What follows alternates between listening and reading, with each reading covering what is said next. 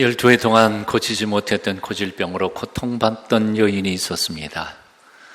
많은 의사들에게 치료를 받았고 많은 민간요법도 용하다 하는 선지자들의 기도도 다 받아보았지만 아무런 효험을 보지 못한 채 돈과 세월만 낭비하면서 고생만 죽도록 했습니다. 그런 절망적인 상황에서 여인은 예수님에 대한 소문을 들었습니다. 지칠 대로 지치고 쇠약해진 몸을 끌고 밀고 밀리는 군중들 틈을 뚫고 예수님께 다가갑니다. 감히 소리쳐 병 고쳐달라고 외치지도 못한 채 예수님의 뒤로 가만히 다가가서 그의 옷자락을 만집니다. 그 이유를 28절에서는 이렇게 말씀합니다. 그 이유는 내가 그의 옷에만 손을 대어도 구원을 받으리라 생각했기 때문이다. 오늘날 많은 사람들이 믿음이 있다 하면서도 눈앞에 보이는 어려운 환경 때문에 살아 역사하시는 전능하신 하나님의 능력을 온전히 믿지 못합니다.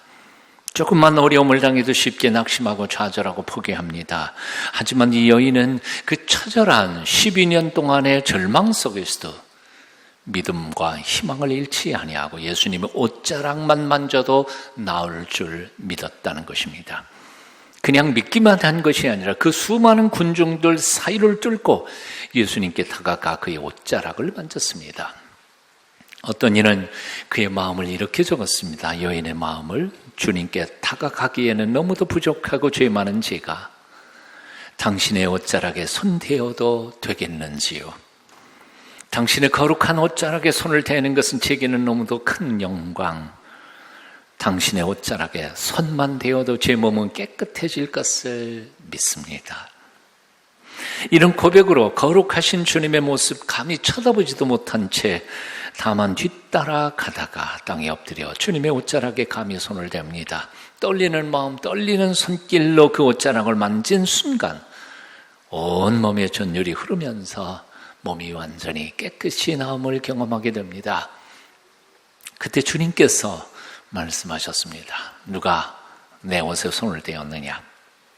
조용히, 그리고 몰래 도망가려 했던 이 여인은 포기하고 엎드려 두려운 마음으로 자신의 일을 고백할 때 예수님 밝은 미소와 사랑이 넘치는 음성으로 그 여인에게 이렇게 축복하십니다.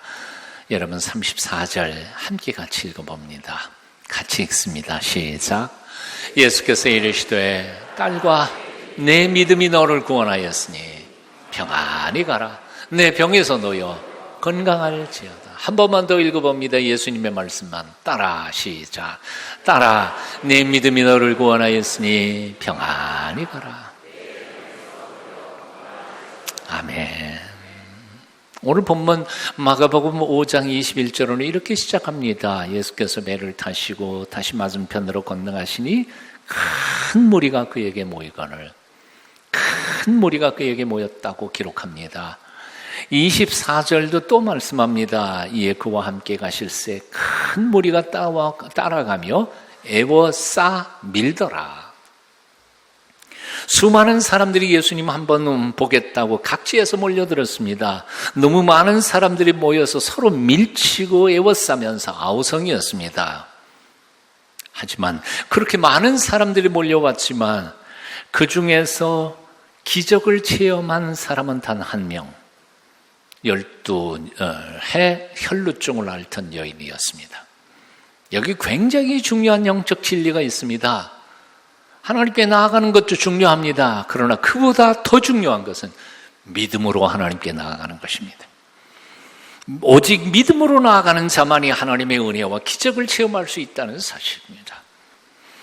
히브리서 11장 6절은 말씀합니다. 믿음이 없이는 하나님을 기쁘시게 못하나니 무릇 하나님께 나아가는 자는 그가 계신 것과 그를 찾는 자들에게 상 주시는 이심을 믿어야 할지니라. 믿어야 할지니라. 엘리야 시절에 3년 6개월 동안 흉년이 들어 수많은 사람들이 굶어 죽었지만 엘리야를 통하여 구원을 받은 사람은 시돈 땅 사렙다 과부 한 사람뿐이었습니다.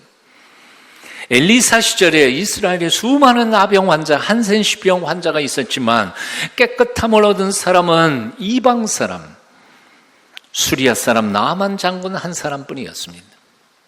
많은 사람들이 하나님께 나오지만 구원의 감격과 기쁨을 경험하는 사람은 많지 않습니다. 많은 사람들이 하나님 앞에 예수님께 도움을 요청하지만 그분을 만난 감격으로 살아가는 사람, 크리스찬들은 별로 많지 않은 것 같습니다. 이유는 딱 하나, 온전한 믿음으로 그에게 나아가지 않기 때문입니다.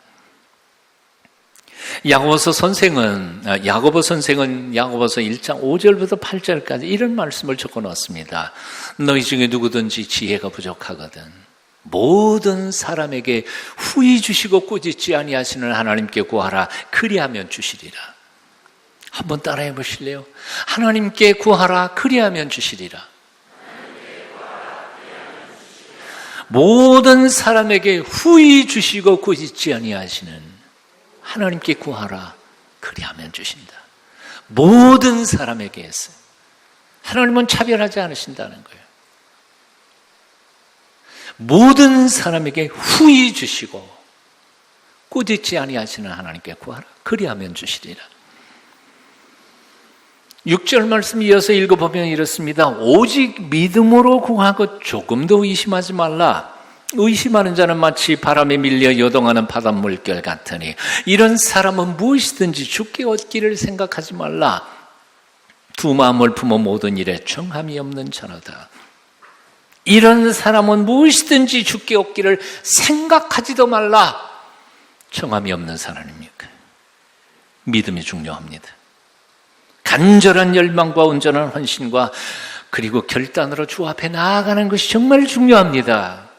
아브라함은 오직 믿음 하나로 친척 아비 집을 떠나 갈 바를 알지 못하고 순례의 길을 떠났습니다. 노아는 오직 믿음 하나로 비도 내리지 않는 마른 하늘 아래에서 산 꼭대기에다가 배를 지었습니다. 모세는 오직 믿음 하나로 눈앞에 보이는 찬란한 애굽의 왕자의 영광을 버리고 자기 백성과 고난을 받았습니다. 사랑하는 여러분, 오늘 여러분은 어떤 모습으로, 어떤 자세로, 어떤 마음으로 주님 앞에 나오셨습니까? 습관적으로 오셨습니까? 남들 가니까 따라오셨습니까? 어쩌다 보니까 오늘 이 예배에 참석하게 되셨습니까? 혹시 오실 때에는 그렇게 오셨다 할지라도 예배 끝나고 돌아가실 때에는 온전한 믿음으로 하나님과 함께 돌아가시게 되시기를 축원합니다. 오직 믿음으로 살아계신 하나님과 함께 세상을 향하여 나아가시기를 축원합니다. 믿음이 없이는 하나님을 기쁘시게 할 수 없습니다. 믿음이 없이는 하나님의 은혜와 기적을 경험할 수 없습니다. 믿음이 없이는 아무것도 이루어질 것이 없습니다. 믿음이 세상을 이깁니다. 믿음이 꿈을 이루게 합니다. 믿음이 세상을 바꿉니다. 믿음이 하나님의 기적을 체험하게 합니다. 믿음이 이기네. 주 예수를 믿음이 온 세상이 이기네. 우리의 찬송 가사 아니에요? 오늘 아침 12회 혈루병을 앓던 여인에게 주시었던 우리 주님의 축복의 언약의 말씀이 오늘 여러분 영혼에게도 들려지시기를 축원합니다. 내 믿음이 너를 구원하였으니 평안히 가라. 내 병에서 놓여 건강할지어다. 아멘한 사람에게만. 사실 오늘 본문의 주인공은 12의 혈루병을 앓던 여인이 아니었습니다. 이 여인은 주님께서 죽어가는 회당장 야이로의 딸을 고치러 가던 길에 사실은 우연일은 없죠. 하나님의 섭리 가운데 만난 것이지만은 그 우연히 만난 하나님의 섭리 가운데 만난 여인이었을 뿐입니다. 실제로 오늘 본문의 진짜 주인공은 바로 회당장 야이로의 딸이었습니다. 23절은 이렇게 기록하고 있습니다. 야이로 회당장이 예수님께 요청합니다. 내 어린 딸이 죽게 되었사오니 오셔서 그 위에 손을 얹으사 그로 구원을 받아 살게 하소서.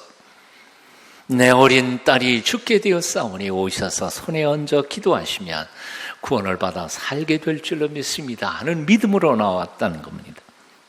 이제 묻습니다. 여러분, 어린 딸이 죽게 됐습니다. 어디로 가야 돼요? 병원 가야죠. 이 상식을 잘 모르는 사람들인 것 같아요. 병들어서 죽게 됐는데 병원으로 가야죠. 병원에 못 갈 형편이면 의원이라도 불러야죠. 그런데 이 아이로는 예수님을 찾았습니다.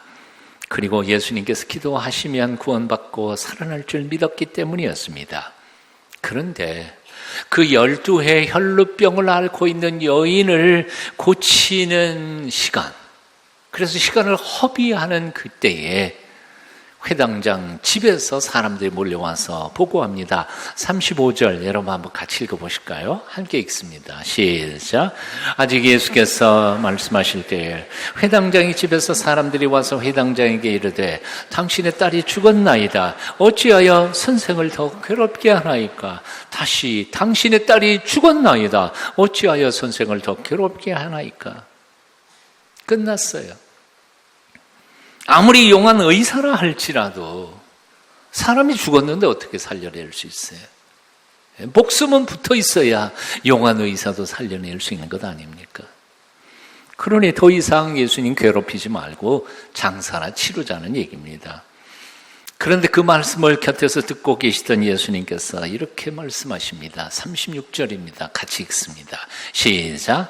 예수께서 그 하는 말을 곁에서 들으시고 회당장에게 이르시되 두려워하지 말고 믿기만 하라 하시고, 두려워하지 말고 믿기만 하라 하시고. 묻습니다. 예수님이 누구시죠? 용한 의사이신가요? 아니에요. 의사 아니에요. 예수님은 인간의 생사화복, 죽고 살고 흥하고 망함을 주장하시는 창조주 하나님이십니다. 믿으십니까? 사람이 죽고 사는 것, 흥하고 망하는 것, 잘되고 못되는 것이 하나님의 섭리의 손길, 예수님의 손길 안에 있었다는 겁니다.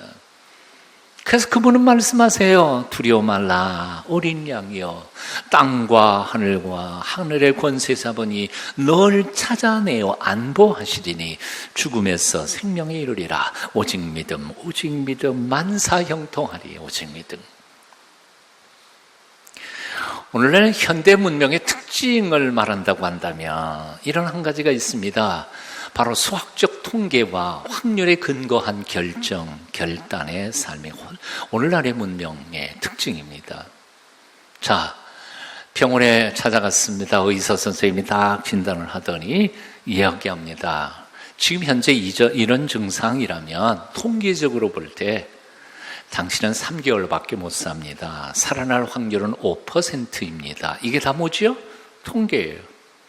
그리고 이 정도 되면 확률적으로 한 5% 정도 살아난다. 이게 다 확률이고 통계예요. 그런데 병원에서만 확률과 통계를 이야기하는 게 아닙니다. 사실은 경제적인 면에서도 마찬가지입니다. 투자할 때 어떻게 해요? 예. 주식 투자할 때 이것은 올라갈 확률이 20%요. 떨어질 확률이 80%. 투자하시겠어요? 여러분 투자하시겠어요? 그런 거 안 해요. 오케이. 그러면 올라갈 확률이 99%, 떨어질 확률이 1%. 그러면 투자하실래요? 예, 이제 조금 있다가 이제 난리 나요. 선거도 마찬가지입니다. 당선될 확률, 떨어질 확률. 국가 정책도 역시 마찬가지입니다. 인구 통계와 그 확률에 따라서 국가 정책도 결정하기도 하고 버리기도 합니다. 사실 어떻게 보면 현대 사회의 모든 것이 확률 게임입니다. 하지만 한 가지 예외가 있습니다. 우리 한 번밖에 못 사는 인생, 하나님께서 쥐고 계시는 우리의 인생을 확률에다가 걸고 살아서는 안 된다는 겁니다. 예를 들어 한번 생각해 보죠. 죽을 확률이 99%, 살 확률이 1%밖에 안 된다 할지라도 우리 인생의 주인이신 하나님께서 나를 그 1%에다가 끼워 놓으시면 내가 살아납니까? 죽습니까? 그러니까 죽을 확률이 99%라 할지라도 내 목숨이고 한 번밖에 못 사는 삶의 나의 기회를 포기해서는 안 된다, 그 말입니다. 믿음으로 당당하게 살라는 거예요. 피파 랭킹 1위의 독일 전차군단을 이길 수 있는 승률은 1%. 1%. 그때 이겼어요. 그냥 이긴 것도 아니고 2대 0으로 이겼어. 그래서 기적이라고도 합니다. 그런데 재미있는 것은 인생은 그럴 수 있는 게 바로 우리 인생이라는 거예요. 그래서 인생이 재미있는 거고요, 흥분되는 거고요, 신나는 거고요. 이번에 중국은 난리가 났다고 그럽니다. 워낙 도박을 좋아하는 사람들이 중국 사람들이라. 자, 독일이 이길 확률이 99%니까 이건 틀림없이 되는 거 아니에요. 그래서 집 팔고 재산 다 팔아가지고 그냥 99% 대박 터뜨리려고 투자를 했는데 다 떨어진 거예요. 그래가지고 자살한 사람이 한둘이 아니래요. 진짜 중국에서 난리 난 거예요. 확률에만 목숨 걸고 인생을 걸어놓는 인생이 얼마나 어리석은지에 대하여 우리가 얘기하고 있는 겁니다. 이제 다시 맺습니다. 예수님께서 병자를 고치시는 용한 의사가 아니라 생명의 주인이심을 믿으십니까? 인간의 생사화복을 주장하시는 살아계시는 하나님이신 것을 정말 믿으십니까? 그러므로 생명의 주이신 예수 그리스도께서 살리신다면 생존율 1%의 사람도 넉넉히 살 줄로 믿으십니까? 그렇다면 뭘 걱정하세요? 어떠한 절망과 역경 속에서도 우리에게는 소망이 있음을 기억하십시오. 오늘도 주님께서 우리에게 이렇게 말씀하십니다. 두려워하지 말고 믿기만 하라. 두려워하지 말고 믿기만 하라. 옆에 있는 사람 얼굴 쳐다보시면서 내가 예수님 대신해서 위로해 주시겠습니다. 옆에 있는 사람한테 두려워하지 마십시다. 주님께서 믿기만 하라 말씀하십니다.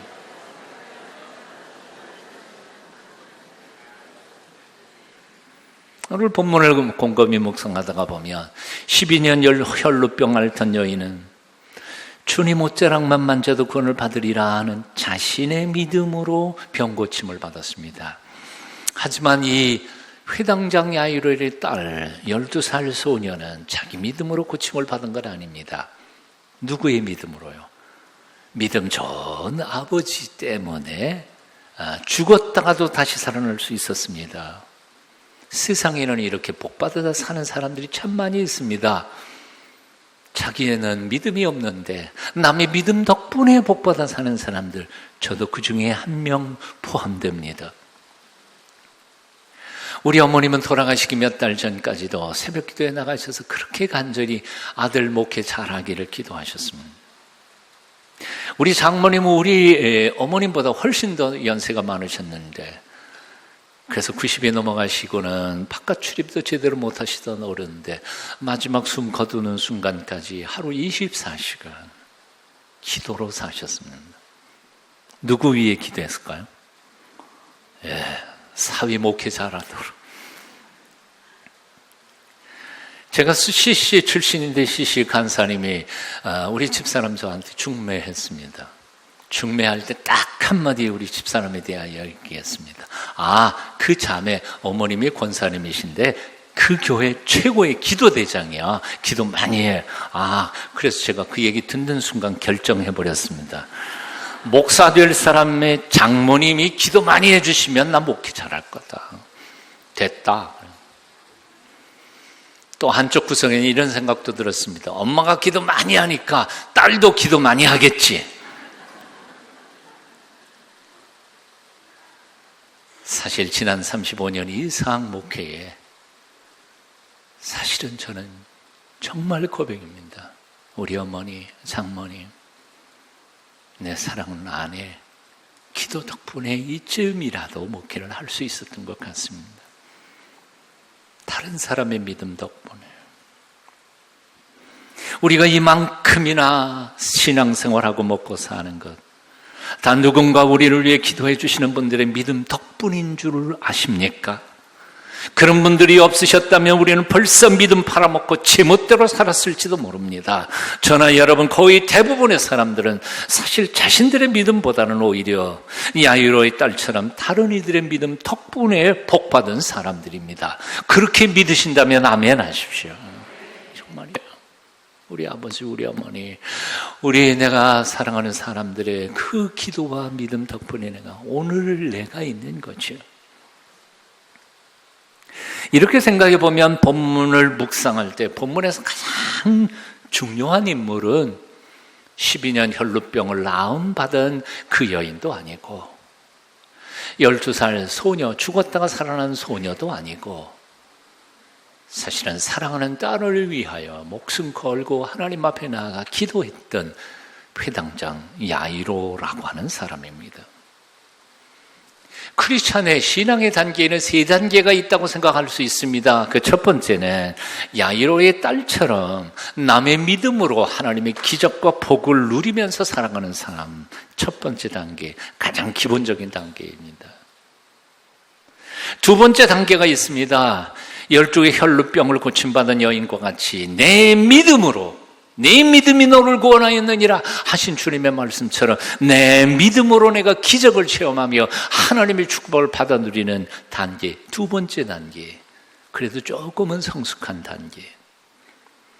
마지막 세 번째로 야이로 회당장처럼 내 믿음으로 사랑하는 사람들이 복받고 기적을 체험하며 더 나아가서 내 주위의 모든 사람들과 민족이 복받게 하며 그들이 기적을 체험하면서 살아가게 만드는 복의 통로, 복의 근원인 사람들. 가장 성숙한 믿음의 단계. 창세기 12장 1절 이하에서 여호와 하나님은 아브라함을 불러서 복을 주십니다. 그 복의 정체가 무엇이었습니까? 내가 발 믿어, 내가 잘 믿어, 내가 복 받는 거 아니에요. 아브라함에게 하나님께서 복을 주시면서 이렇게 말씀하십니다. 너 때문에 남들이 복 받게 하고 너 때문에 네 주위에 있는 모든 민족들과 나라가 복 받게 하리라. 복의 통로가 되는 복, 복의 근원이 되는 복. 이것이 바로 우리 그리스도인들의 삶의 존재의 목적이고 우리들의 살아야 할 거룩한 모습입니다. 사랑하는 여러분, 내가 예수 믿고 나 혼자 천국 가는 그런 신앙이 아니라 나 때문에 내 사랑하는 사람들이 복받고 나 때문에 사랑하는 사람들을 뛰어넘어서 이 민족과 이 나라와 세상이 아름다운 세상 만들어가는 아름다운 꿈 꾸는 성숙한 믿음의 사람들이 다 되시기를 축원합니다. 지금 여러분은 믿음의 어떤 단계에 와 있습니까? 겨우 남의 믿음 때문에 복받고 사는 사람들입니까? 아니면 내 믿음으로 내가 복받고 사는 사람들입니까? 아니면 나의 믿음과 헌신을 통하여 내 주위에 있는 모든 이들이 복받게 살아가는 삶을 살고 있습니까? 결단하십시오. 구두 닦기 소년이 있었습니다. 잘 아는 아저씨가 돈도 별로 없는데 오늘날 보니까 아주 멋진 자동차 하나를 몰고 나타났습니다. 눈이 휘둥그레진 이 아이가 물었습니다. 아저씨, 어디서 돈이 갑자기 나서 이렇게 비싼 차를 몰고 오셨습니까? 아저씨가 자랑하면서 이렇게 말했습니다. 내가 산 거 아니거든. 우리 형님이 사줬다. 좋지. 갑자기 그 얘기를 듣자마자 이 꼬마가 눈이 반짝거리면서 그 자동차를 유심히 살펴보기 시작했습니다. 앞뒤 좌우를 살피면서 물었습니다. 아저씨, 이거 얼마면 살 수 있어요? 그 아저씨가, 왜? 너도 이런 거 사주는 형님 한 분 있었으면 좋겠지? 그랬더니 그 꼬마가 이렇게 대답했다고 합니다. 아니요, 그런 게 아니고요. 내 동생은 어려서부터 소아마비라 잘 못 걷거든요. 그래서 내가 커서 돈 잘 벌거든 내 동생한테도 이런 거 하나 사줬으면 해서요. 대개 그런 거 사줄 만한 형님 없는 것이 서글퍼하는 것이 사람들의 반응입니다. 하지만 이 꼬마는 비록 어리지만 이런 거 사줄 형님이 되겠다고 결단하는 참으로 성숙한 아이였습니다. 형님 덕볼 동생이 되지 말고 동생에게 선물해 줄 형님이 될 생각으로 오늘도 하나님의 은총 안에서 믿음으로 하나님께 나아가는 하나님의 사람들이 다 되시기를 축원합니다.